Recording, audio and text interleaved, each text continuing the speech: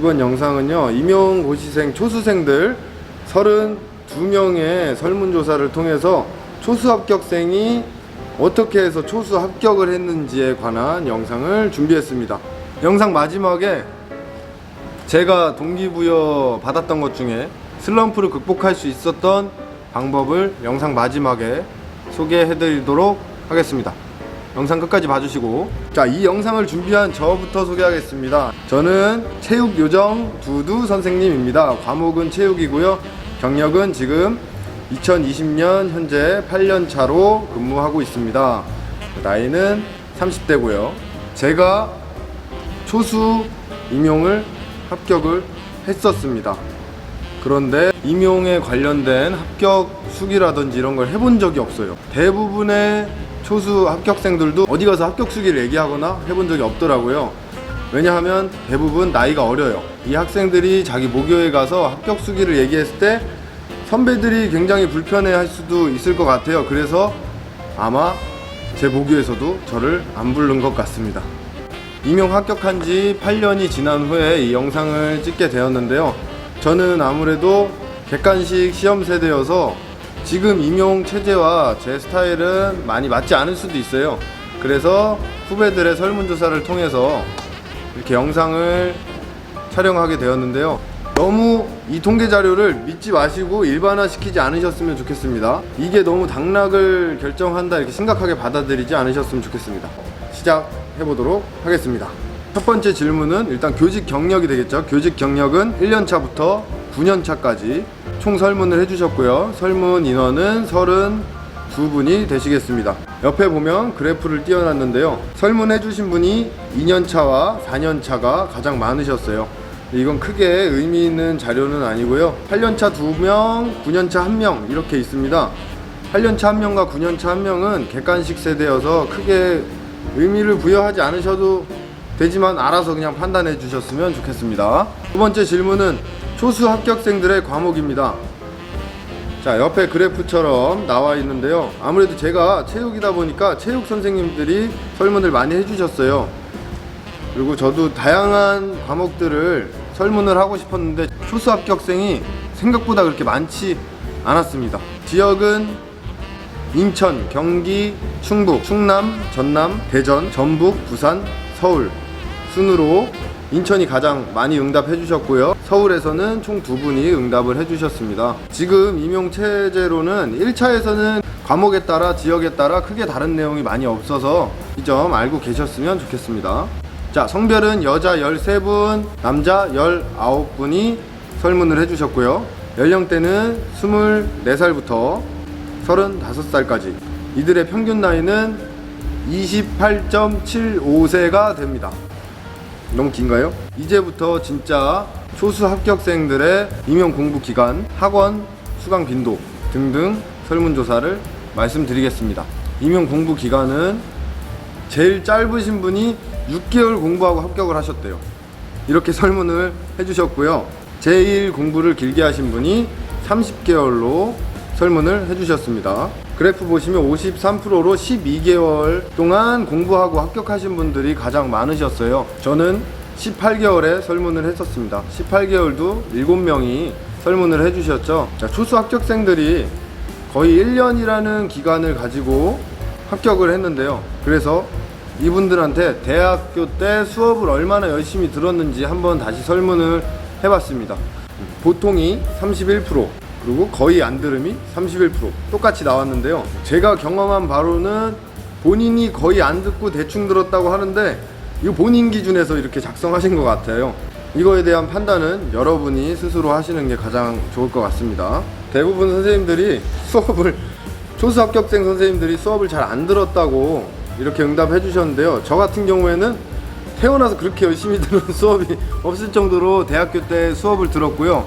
저는 원래 전공이 체육교육과 소속인데 과학교육과를 복수 전공하면서 2개의 학부를 학점이 그렇게 나쁘지 않게 나올 정도로 열심히 했다고 생각이 들거든요. 그리고 대학교 1학년, 2학년, 3학년 때 공부를 열심히 했었는데 이 열심히 한 게 4학년 때 임용 공부를 제대로 하면서 그 공부 습관이 정말 도움이 많이 됐던 것 같습니다.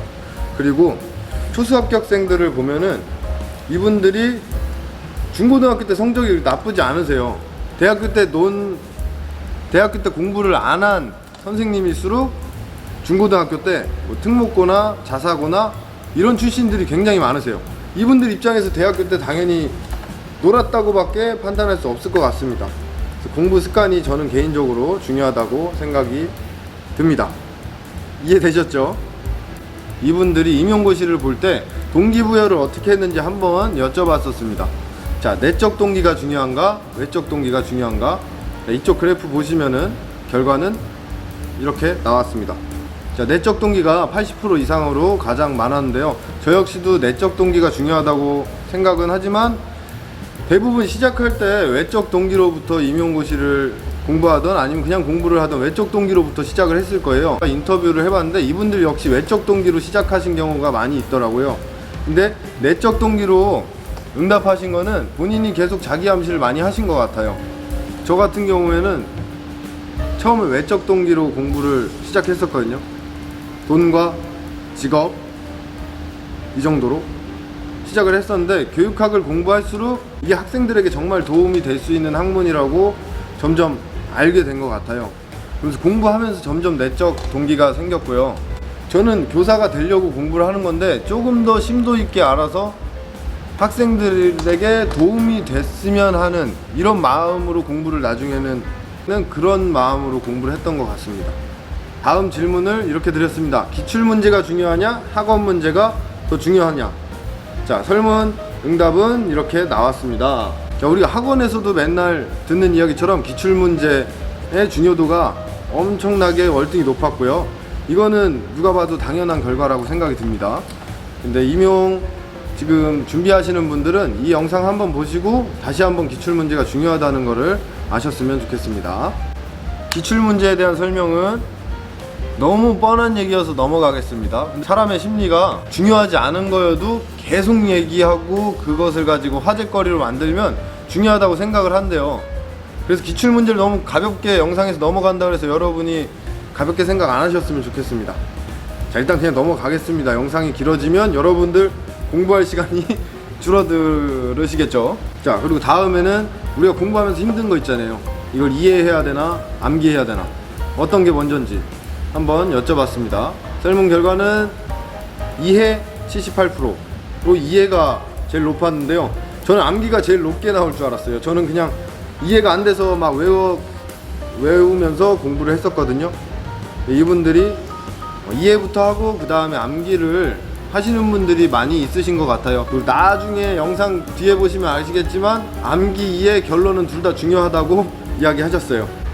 자, 그럼 이해, 암기에 대한 제 개인적인 의견을 말씀드리겠습니다.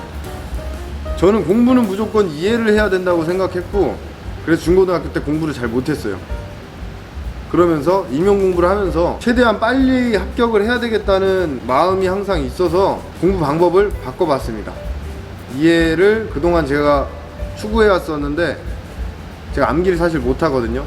그래서 이 종이를 보면서 또 이야기를 하고 있죠. 그냥 일단 다 외우고 그 다음에 이해를 하려고 했습니다.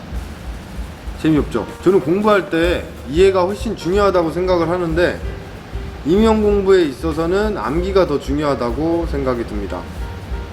임용 공부가 사실 엄청 어려운 내용도 있지만 그런 어려운 것들 때문에 당락이 결정되는 게 아니고 방대한 양 때문에 결정이 되는 거기 때문에 저는 지속적인 암기와 하여튼 암기가 많이 필요한 것 같습니다.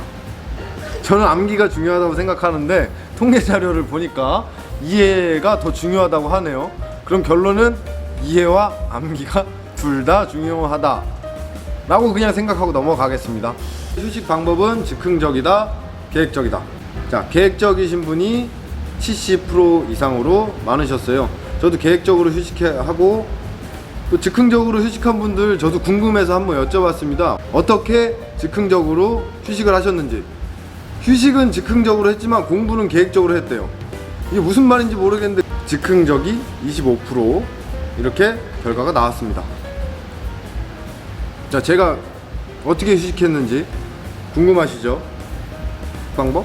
계획적으로 쉬었어요. 계획적으로 어떻게 정해요? 네, 저 일요일은 무조건 쉬었고, 그리고 짜투리 시간 활용 절대 안 했습니다. 그때 그냥 쉬었어요. 그 대신에 내가 공부해야 될 시간에 가장 집중을 하고, 여러분들 공부 시간 재려고 타이머 많이 하시잖아요. 저는 휴식 시간에 이 타이머 많이 썼습니다. 휴식을 하루에 몇 시간 해야 되겠다 이렇게 해서 타이머를 돌리고, 공부 시간에도 물론 타이머를 사용했었죠. 저도 임용에 대한 비하인드 스토리가 정말 많고 재미있게 얘기하고 싶은데, 궁금하시면 댓글로 질문을 남겨주세요. 그럼 영상으로 만들어서 궁금하면 다음 영상에 보시면 됩니다. 자, 설문은 총 24문항으로 구성이 되어 있고요. 다음 영상 질문은 노력, 공부 방법, 공부 시간, 또 뭐죠? 운, 지적 능력, 이 5가지 중에 어떤 것이 가장 합격에 중요한 역할을 한 요소인지, 이것에 대한 설문조사를 알려드리도록 하겠습니다. 자, 너무 중요한 것들 다음 시간에 이야기하는 것 같아서 제가 좋은 영상 하나 추천을 드리고 마치도록 하겠습니다. 제가 동기부여를 받을 때, 슬럼프가 왔을 때 가장 도움이 됐던 영상들인데요, 제가 한 8년 9년 전이어서 지금도 그 영상들이 있는지 모르겠습니다. 공부의 왕도, 공부의 신, 그 고등학생들이 요즘에는 공부가 뭐니? 는 아니죠. 공부 잘하는 학생들이 어떻게 해서 서울대를 가게 됐는지 하는 영상들이 있어요. 거기 보면 학생들이 공부 방법이나 공부 시간도 물론 조금 독특하겠지만 정말 열심히 공부를 하거든요. 근데 그 학생들이 여러분들이 가르쳐야 될 학생입니다. 그 학생보다 내가 더 노력을 안 해서 되겠나? 이런 생각을 굉장히 많이 했던 것 같아요. 슬럼프가 오거나 동기부여가 좀 필요할 때 그 영상을 보면서 내 학생이 될 아이들이다 생각하고 보면 관점이 굉장히 많이 달라지고 마인드가 많이 바뀌실 거예요. 만약에 힘이 되시거나 조금 버겁다 생각하시면 학생들이 공부하는 모습 보시면서 저 학생들도 저렇게 하는데 교사로서 더 열심히 해야 되지 않나 한번 되새겨보고 다짐하는 시간을 가지시는 게 중요할 것 같습니다. 영상은 이 한 편에서 끝나지 않을 것 같아요.